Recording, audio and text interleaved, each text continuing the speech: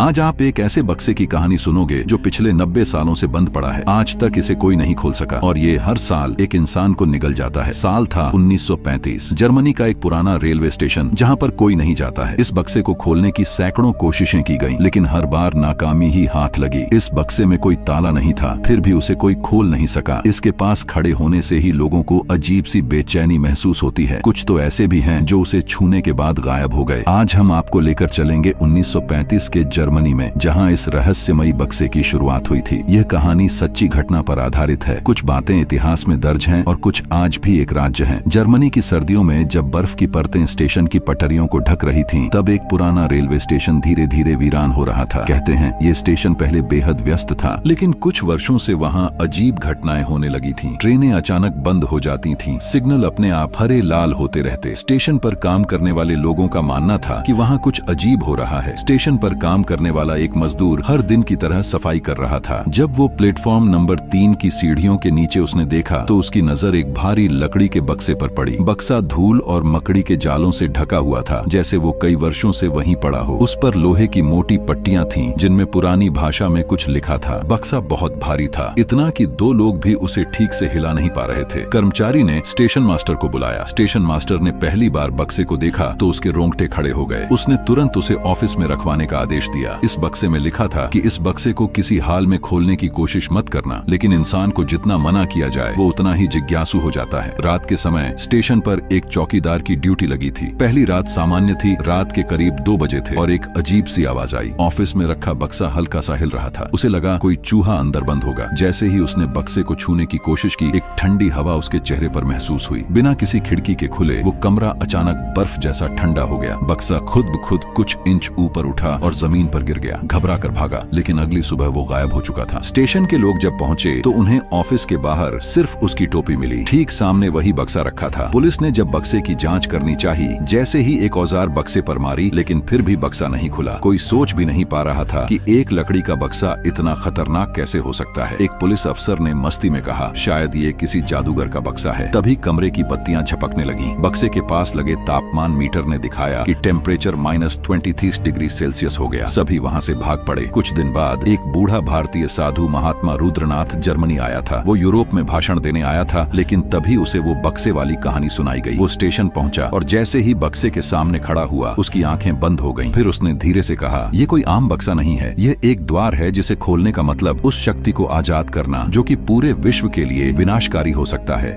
उसने सुझाव दिया कि बक्से को एक तांबे की परत और मंत्रों से बंद कर दिया जाए, और तभी से वो बक्सा एक सीक्रेट सरकारी म्यूजियम में रखा गया है। साल 1900 में एक बार फिर बक्से की वैज्ञानिकों ने जांच की। स्कैनिंग मशीनों से देखा गया तो अंदर कोई धड़कन जैसी आवाज रिकॉर्ड हुई। ऐसा लग रहा था जैसे अंदर कुछ जिंदा हो, लेकिन कोई आवाज बाहर नहीं आई। एक्सरे में भी अंदर कुछ नजर नहीं आया। वैज्ञानिकों का मानना है कि ये बक्सा टाइम सील्ड चेंबर हो सकता है, एक ऐसी तकनीक जिससे कोई चीज सैकड़ों सालों तक बिना बदले रह सकती है। अब तक बक्से को छूने वाले 6 लोग गायब हो चुके हैं। हर साल एक टूरिस्ट जो उस म्यूजियम के बक्से के पास खड़ा होता है और किसी न किसी बहाने से वो लापता हो जाता है। कुछ लोग कहते हैं इसमें एक टाइम मशीन है जो भविष्य में दुनिया से आई थी। कुछ का मानना है कि दूसरे ग्रह की शक्ति इसमें कैद है और कई लोग इसे एक राक्षसी आत्मा की कैद मानते हैं।